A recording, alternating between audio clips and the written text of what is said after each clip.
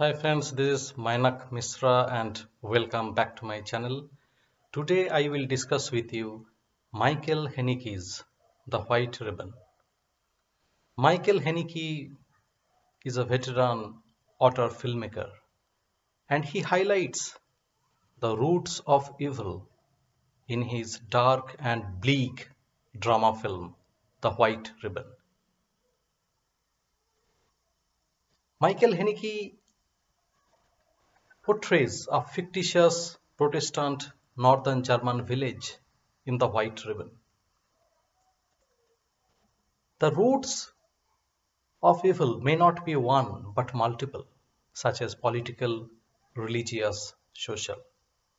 The forces of evil affect not only a particular society or country, but can bring its paralytic and detrimental effects anywhere in the world. The simple and tranquil lives of the villagers are depicted in a fictitious Protestant northern German village named Eichwald in The White Ribbon. However, their apparently simple and tranquil lives are much impacted, influenced, and controlled by three key residents of the village who are a baron, a pastor, and a doctor. Strange and violent incidents start happening in that village without culprits getting caught. All the children are not innocents. In The White Ribbon, Michael Haneke creates a deep sense of horror without showing atrocities on the screen. Let's discuss the story. The story of the film is the recollection of past memories of an aged man who worked as a school teacher from 1913 to 1917 in each world. His voiceover is heard throughout the film narrating his past memories attached to that village and the villagers. The simple and tranquil lives of the villagers are controlled, monitored, and impacted by a doctor, a pastor, and a baron who are very much influential in that village.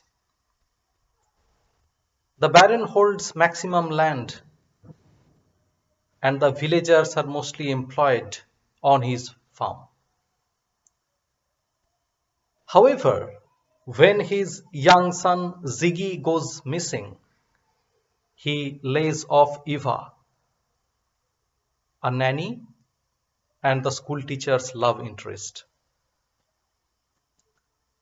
The pastor follows strict Protestant guidelines and principles and does not shy away from punishing his teenage son and daughter for any transgressions. When his son confesses to masturbating, he has his hands tied to a bed while sleeping. He punishes his daughter inside the class in front of her classmates. The doctor abuses his mistress, a local midwife with whom he has a sexual relationship, and sexually abuses his own daughter. The romance between the schoolteacher and Eva grows stronger, and it just goes on And during Christmas, the school teacher pays a visit to her family.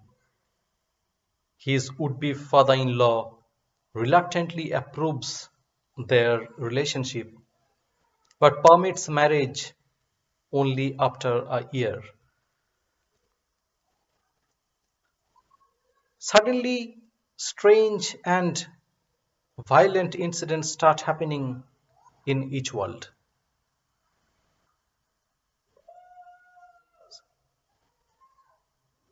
Everything doesn't seem to be normal. While riding his horse, the doctor and the horse fall down, get terribly injured, and the horse is killed as somebody has strung a wire between two trees. The pastor's daughter, Clara, avenges her insult caused by her father inside the class in front of her classmates by brutally killing his pet bird with a scissor in the shape of a cross and placing it on his desk.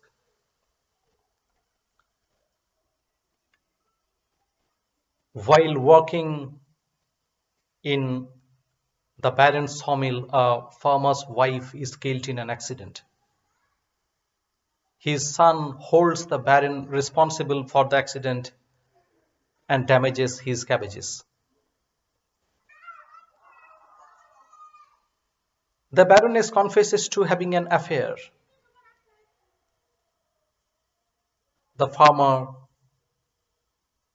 commits suicide because of the untimely demise of his beloved wife and the activity of his son.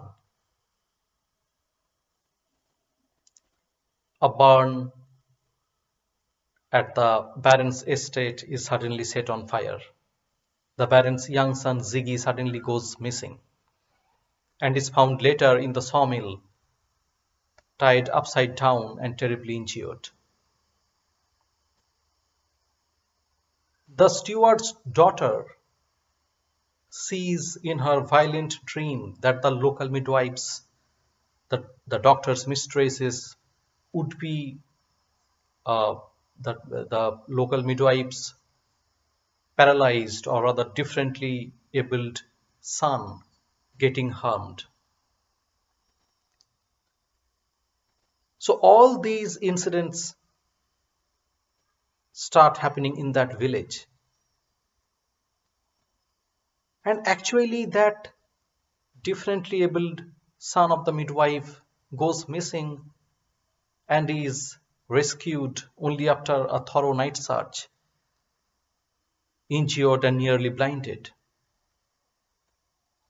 The steward's sons thrash Ziggy, snatch his whistle, and push him into the water of a pond. When the steward comes to know about this incident, he storms into his house and beats his sons. The local midwife claims that his son knows the culprit and he cycles away to report this incident to the nearest police station. Suddenly, the doctor disappears from the village with his family. The school teacher presumes that the village kids, including the pastor's children, are the perpetrators of all these incidents, which irks the pastor so much that he threatens to report him to the authorities. World War I breaks out. The village remains calm and terrified. His would-be father-in-law visits the village on a Sunday morning. At the start of 1917, he is transferred from each world. He leaves the village and never returns. This is the story. In The White Ribbon, Michael Haneke creates a deep sense of horror without showing atrocities on the screen.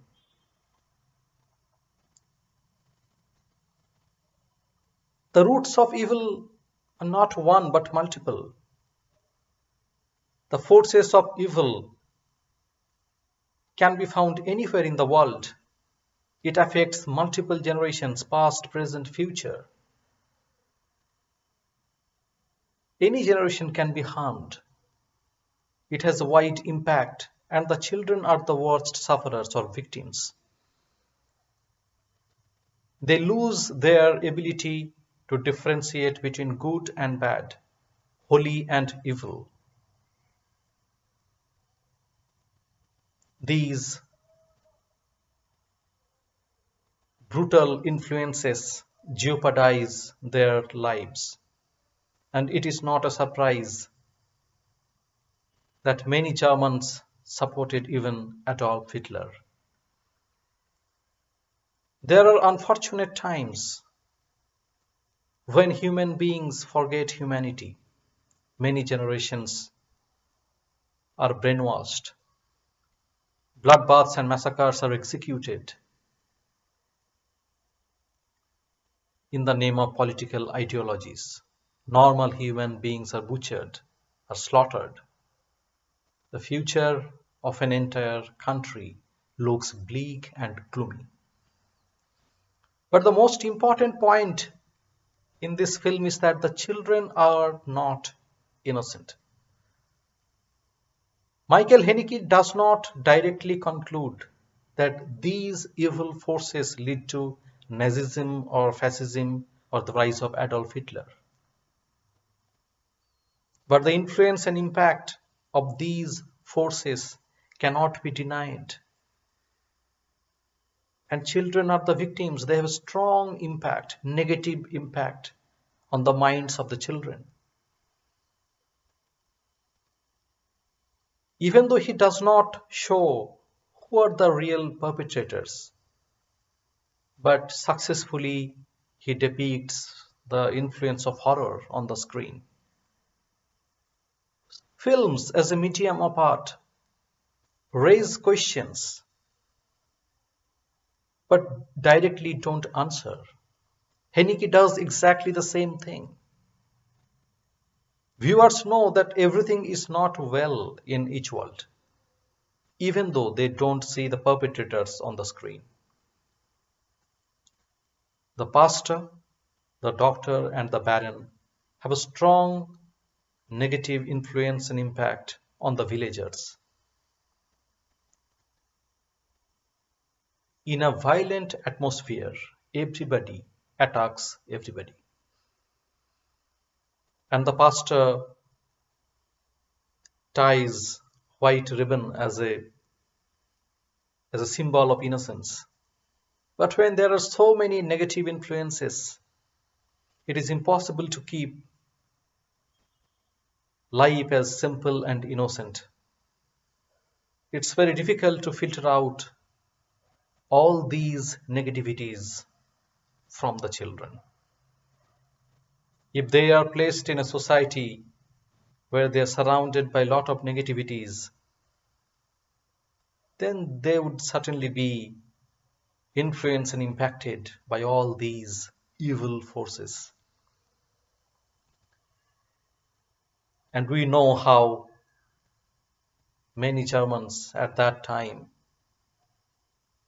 at the World War II, even though the story is at the time of World War I, but at the time of World War II, they are all grown-ups, and how many Germans supported Nazism and Adolf Hitler during World War II. So the film is a very important film from that perspective. The screenplay and dialogues of the film are slow-paced, restrained, minimal, to the point. Even though it highlights a very important subject, but the film is very calm and well composed. So as the actors.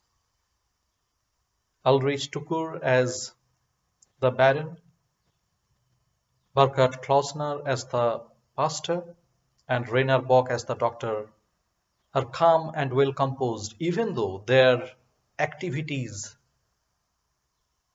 portray misdeeds.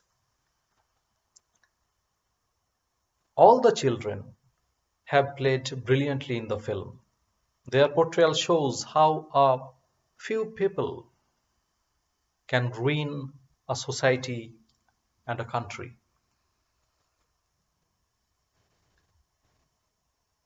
The White Ribbon marks magnificent cinematography by cinematographer Christian Berger.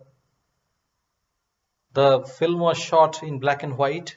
The film was shot in color, and later the color was drained out to give it a black and white look. However, this black and white is modern. Christian Berger wanted to portray the recent time. His objective was not to portray the film in a very old and ancient time. He didn't want to give it a old and vintage look. His objective was to portray the film in modern times so that everything is happening now. And the most striking phenomenon is the winter scenes. He magnificently captured the winter in each world. The wintry landscapes are captured so carefully that each frame looks like a black and white painting. Apart from a few scenes, like during Harvest Festival or the prayer scenes, music is largely stripped off the film. The White Ribbon received widespread critical acclaim. It won the coveted Palme d'Or at the 2009 Cannes Film Festival. It won the Best Foreign Language Film Golden Globe Award at the 67th Golden Globe Awards. It was nominated for Best Foreign Language Film and Best Cinematography for Christian Berger at the 82nd Academy Awards. And if you see this film, you will be amazed to see how veteran author filmmaker Michael Haneke portrays horror without showing horror incidents or atrocities on the screen. He is just brilliant, and you can't miss this film. That's it. Request goes again that please subscribe to my channel. Please support me. Press the bell icon so that you do not miss regular updates. And I hope you are all very fine and your family members are also fine. And until I make the next video, thank you so much for watching this, and bye.